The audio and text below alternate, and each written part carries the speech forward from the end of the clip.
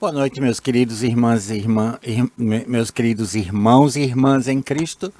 É uma alegria sempre muito grande estarmos juntos, compartilhando a palavra do Senhor, especialmente ao estudar esse assunto que para mim é tão vital, tão importante para a vida do cristão, para nossa maturidade espiritual, para o nosso crescimento consistente na fé cristã, que é entender, apreender perfeitamente pelas Escrituras, a nossa identidade em Cristo, a nova identidade que é nossa por causa do nosso relacionamento com Deus em Cristo Jesus.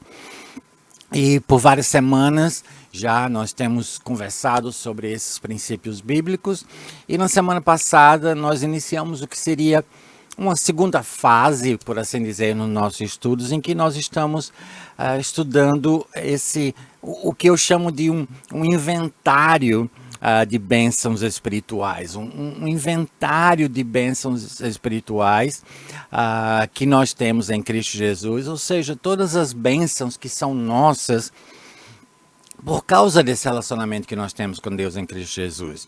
Na semana passada nós começamos a falar sobre isso e vimos o elemento mais essencial, mais básico, que é o fato de que por causa da nossa relação com Deus em Cristo Jesus, hoje nós somos filhos e filhas de Deus. Vamos continuar falando hoje dessas bênçãos que são nossas por causa do nosso relacionamento com Deus em Cristo Jesus.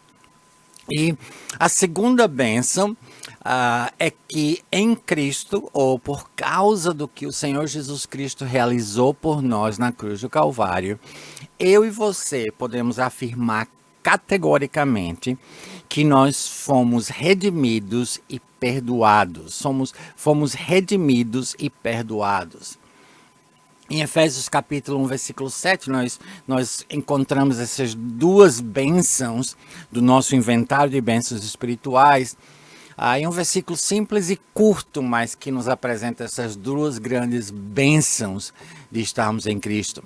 Efésios 1, 7 nos diz nele, e o contexto, se você analisar o contexto, você vai ver que ele aqui é Jesus Cristo, por sua pessoa e por sua obra, como nós vimos lá no início da nossa série de estudos sobre nossa identidade em Cristo. Nele, nós temos a redenção pelo seu sangue, a remissão dos pecados segundo a riqueza da sua graça. Então, nesse versículo simples e curto, nós encontramos essas duas dimensões da nossa nova identidade com Cristo, ou nós encontramos esses dois aspectos das bênçãos espirituais que são nossas em Cristo Jesus. Nós somos redimidos e perdoados. Percebam que há duas correlações importantes aqui. A redenção é pelo sangue do Senhor Jesus Cristo. E a remissão de pecados é segundo a riqueza da graça de Deus. Ou, em outras palavras, nossa redenção e nossa remissão são totalmente dependentes naquilo que o Senhor Jesus fez por nós e na graça de Deus por nós demonstrada e não por algo que nós tenhamos feito. Como definição, ou uma definição simples, eu não lembro quando e de quem, eu não creio que essas são as minhas palavras, mas eu não lembro quando no meu percurso de estudo da palavra eu encontrei essa definição, mas eu gosto muito de uma definição muito simples do que é que significa redenção. Redenção significa libertação mediante o pagamento de um preço. No Novo Testamento, esse pagamento é a morte do Filho de Deus, o Senhor Jesus Cristo. A redenção trata especificamente do problema do pecado humano e o fato de que os seres humanos, de acordo com as Escrituras, estão escravizados ou aprisionados por causa do pecado. Então, a redenção significa que pelo pagamento de um preço devido, o sangue de Jesus Cristo, derramado na cruz do Calvário, nós temos a redenção, ou, em outras palavras, nós somos libertos de forças e poderes que nos aprisionavam, que nos escravizavam, forças contra as quais nós não tínhamos nenhuma força, nenhuma capacidade humana de nos libertar. Então, quais são essas forças ou poderes dos quais nós somos libertos pela redenção que nós temos em Cristo Jesus? Em primeiro lugar, nós temos que entender que a redenção ela é múltipla. Ela nos livra, nos liberta de uma escravidão múltipla.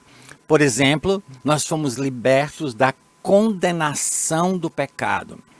Em Romanos capítulo 8, versículo 1, nós aprendemos que agora, pois, já não existe nenhuma condenação para os que estão em Cristo Jesus. Veja que esse versículo é muito simples. Ele nos diz que para aqueles que estão em Cristo Jesus, já não há nenhuma condenação. A condenação contra o pecado é justa e é real. A palavra de Deus deixa bastante claro que a alma que pecar, essa morrerá. A palavra de Deus deixa bem claro que todos pecaram e, consequentemente, estão destituídos da glória de Deus. A palavra de Deus deixa claro que o salário ou a recompensa justa do pecado é a própria morte. Como nós podemos dizer que estamos não mais sob a condenação? Pelo fato da nossa identificação com Deus em Cristo Jesus. Então, a condenação que pesava sobre mim, sobre você, por causa do nosso pecado, a condenação que, como eu falei, era justa, não mais pesa sobre mim, porque essa condenação foi levada pelo Senhor Jesus Cristo. Ele já sofreu essa condenação na cruz do Calvário. E agora, quando nós nos identificamos com Ele, nós nos unimos a Ele, nós nos tornamos um com Ele pela fé, então já não resta mais nenhuma condenação para aqueles que estão em Cristo Jesus. Essa é uma verdade maravilhosa, confortadora, encorajadora e absoluta. Qualquer um ou todos que estão em Cristo Jesus, ou seja, todos aqueles que depositaram sua plena, total fé e confiança em Jesus Cristo, em quem Ele é e no que Ele fez, estão em Cristo Jesus e assim já não pesa nenhuma condenação sobre nós. Número 2, a redenção não somente nos liberta da condenação do pecado, ela nos liberta do poder do pecado. Agora, em Cristo Jesus, nós temos uma outra opção que não apenas pecar. Nós temos a opção agora, pelo poder do Espírito de Deus em nós, de dizer não ao pecado. Nós temos o que eu gosto de descrever como um poder de veto ao pecado. Veja só esse versículo em Romanos capítulo 6, e versículos 1, 2, 14 e 18. E esses 4 versículos espalhados pelo capítulo 6 de Romanos. Quando nós colocamos juntos em uma sequência, em uma ordem, é absolutamente claro sobre o que nós estamos dizendo. Versículo 1 de Romanos 1 diz: que diremos então? Continuaremos no pecado para que a graça aumente ainda mais? O contexto dessa interrogação proposta pelo apóstolo Paulo são os versículos anteriores de Romanos capítulo 5, em que o apóstolo Paulo afirma verdadeiramente que onde abundou o pecado, superabundou a graça, ou seja, onde o pecado se apresenta ou aparece, a graça de Deus intervém, ela tem essa capacidade de lidar com a nossa situação do pecado. Então, alguém poderia argumentar, já que o pecado gera mais graça, e graça é uma coisa boa, eu vou pecar mais para ter mais graça. A resposta do apóstolo Paulo nós percebemos no versículo 2, ele diz, de modo nenhum. Por que não? Como é que nós vamos viver no pecado, nós que já morremos para ele? E no versículo 14 ele diz, porque o pecado já não terá mais domínio sobre vocês. Pois vocês não estão debaixo da lei, sim da graça. O que quer dizer com isso? Que sob a lei, nós estávamos sempre sujeitos à condenação da lei, à repreensão da lei. E sendo incapazes de cumprir a lei, nenhum ser humano, a não ser o Senhor Jesus Cristo, é capaz de cumprir a lei em toda a sua totalidade. Estando sob a lei, estamos sempre sob o prisma da condenação. Agora nós não estamos mais sob a lei, nós estamos sob a graça que superabunda quando o pecado abunda. E aí no versículo 18 nós lemos, e uma vez libertados do pecado, foram feitos servos da justiça. Então, nós temos hoje a capacidade de dizer não ao pecado, porque nós morremos para o pecado, temos uma nova vida em Cristo Jesus. Então, a redenção nos liberta de forças múltiplas, poderes que nós não tínhamos nenhuma capacidade de nos libertar por nós mesmos.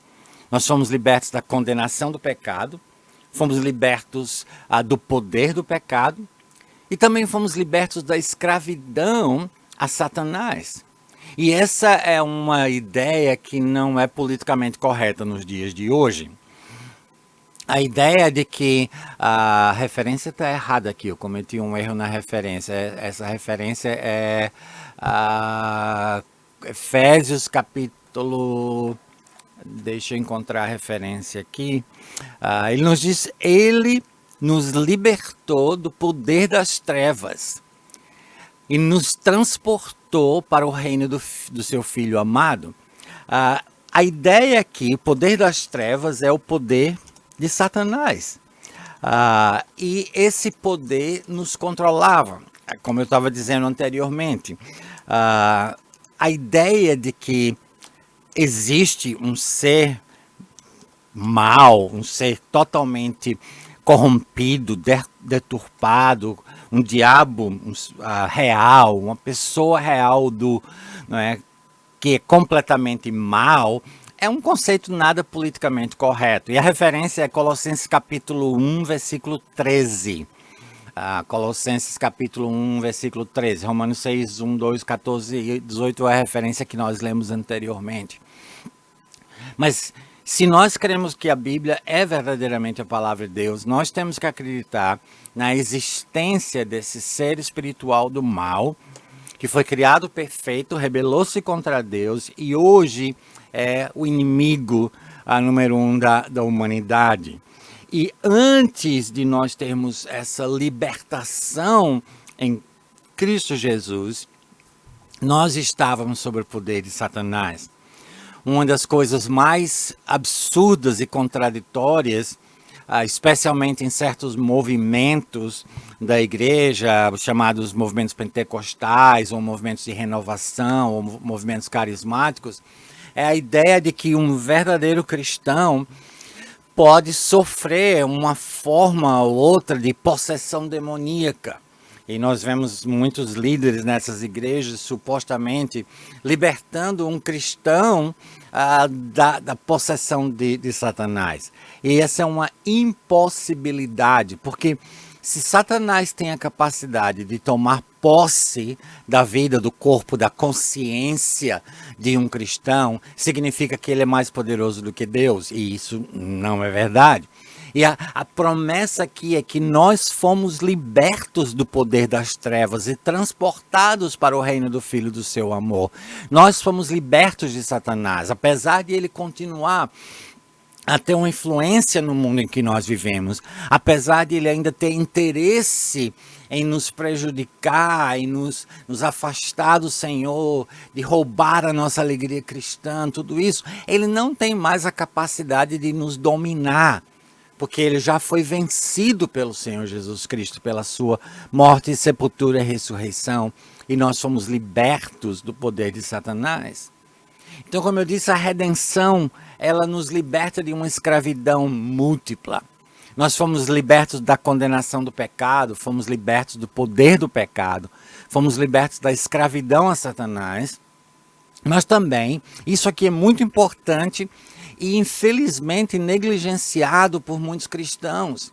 Nós fomos libertos das ramificações legais do pecado. O que são essas ramificações legais do pecado? As ramificações do pecado são as consequências do nosso pecado quando confrontados com as exigências da lei de Deus.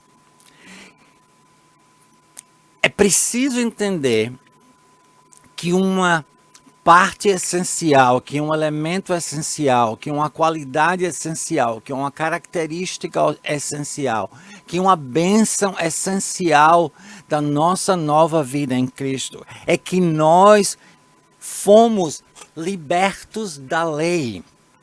A lei, nós não estamos mais sob a lei, diz o apóstolo Paulo, mas sim sob a graça. E assim sendo, nós fomos libertos das ramificações legais do pecado quando confrontado com a absoluta natureza da lei divina. Veja só o que diz Gálatas capítulo 3. Gálatas capítulo 3, versículos 10 a 13. Ele diz, pois todos os que são das obras da lei estão debaixo de maldição.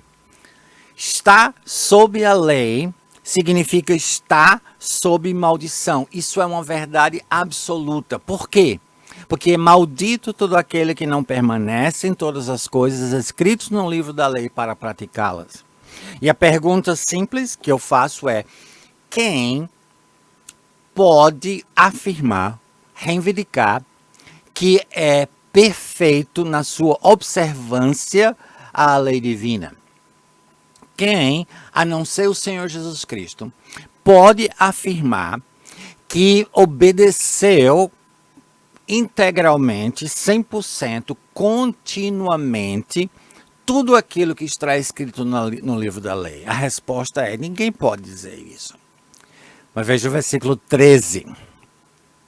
Cristo nos resgatou da maldição da lei, fazendo-se ele próprio maldição em nosso lugar, porque está escrito, maldito todo aquele que for pendurado em madeiro.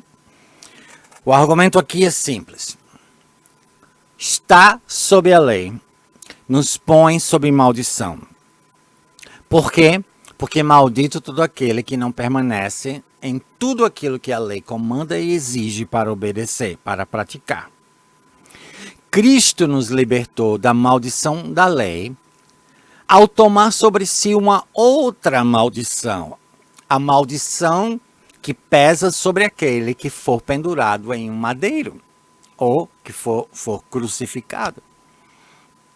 Ao tomar sobre si a maldição do madeiro, Jesus cumpriu completa e perfeitamente todas as demandas e exigências da lei de Deus. E assim, portanto, nos libertou a mim e a você do que eu chamei de as consequências ou ramificações legais do pecado. A redenção é esse ato da obra de Deus, da soberania de Deus, da ação salvífica de Deus, pelo qual nós fomos libertados de forças e poderes maiores do que nós, mais poderosos do que nós, dos quais jamais poderíamos nos libertar por nós mesmos, pelo nosso próprio esforço. Nós fomos libertos da condenação do pecado, fomos libertos do poder do pecado, fomos libertos da escravidão a Satanás e fomos libertos das ramificações legais do pecado. Mas a segunda parte dessa bênção, ou da nossa identidade em Cristo, da nossa relação com Cristo, que faz parte do nosso inventário, é que não somente nós fomos redimidos, nós também fomos perdoados. Essa é a verdade, é a mensagem de Colossenses capítulo 2, versículo 13. Ele diz, e quando vocês estavam mortos nos seus pecados e na incircuncisão da carne, ele, mais uma vez o contexto vai apontar que ele aqui é o Senhor Jesus Cristo, que o contexto aqui é Deus através do Senhor Jesus Cristo, ele lhes deu vida juntamente com Cristo, ou por causa de Cristo, ou por meio da sua relação com Cristo. Como ele nos deu vida? Perdoando todos os nossos pecados. Pecado gera morte. Ao perdoar os nossos pecados, nós fomos vivificados. O Senhor nos deu vida, vida eterna. Uma definição também que eu acumulei através do tempo, aí eu não sei de onde foi tirado, é o perdão representa a remoção das acusações contra o pecador, com base na devida satisfação da justiça. O pecador aqui sou eu e é você. A justiça aqui é a absoluta retidão de Deus. O perdão significa que todas as acusações que pesavam contra mim foram removidas, foram tiradas do caminho, porque a justiça de Deus foi satisfeita. E ela foi satisfeita pela morte do Senhor Jesus Cristo na cruz do Calvário. Portanto, a definição continua: o perdão possui uma base judicial, não emocional. Não é algo que nós sentimos no coração, como a gente fala, mas é algo que existe judicialmente na nossa relação com Deus. O perdão possui uma base judicial, não emocional, e representa a atitude de Deus, ou a mudança de atitude de Deus para conosco, de condenação para redenção, para salvação, baseada na satisfação da sua justiça. Essa é a verdade em Romanos capítulo 3, quando diz que Deus, por causa do que Cristo fez na cruz do Calvário, pode ser justo e justificador ao mesmo tempo. Ao me justificar, ao perdoar os meus pecados, Deus não abriu mão de sua justiça, de sua absoluta santidade, retidão e justiça. Pelo contrário, o meu perdão é o resultado da satisfação completa e plena da justiça de Deus. Porque um Deus perfeito, absoluto, 100% justo, 100% santo, não podia simplesmente jogar o nosso pecado para debaixo do tapete como se nada tivesse acontecido. O preço do pecado, que é a morte, deveria ser pago. E esse preço foi pago, sim. Foi pago de uma vez por todas pelo Senhor Jesus Cristo, quando ele morreu por nós na cruz do Calvário. E no momento que nós depositamos a nossa fé em Cristo Jesus, nós somos redimidos e nós somos perdoados. E essas duas bênçãos, intrinsecamente ligadas e paralelas e fruto da mesma atividade ou ação da graça de Deus e do derramamento do sangue de Jesus Cristo, essas duas bênçãos, nós somos redimidos e perdoados, fazem parte desse inventário extraordinário de bênçãos espirituais que nós temos em Cristo Jesus. Nosso inventário está crescendo e já são 3 dessas bênçãos maravilhosas que nós discutimos juntos.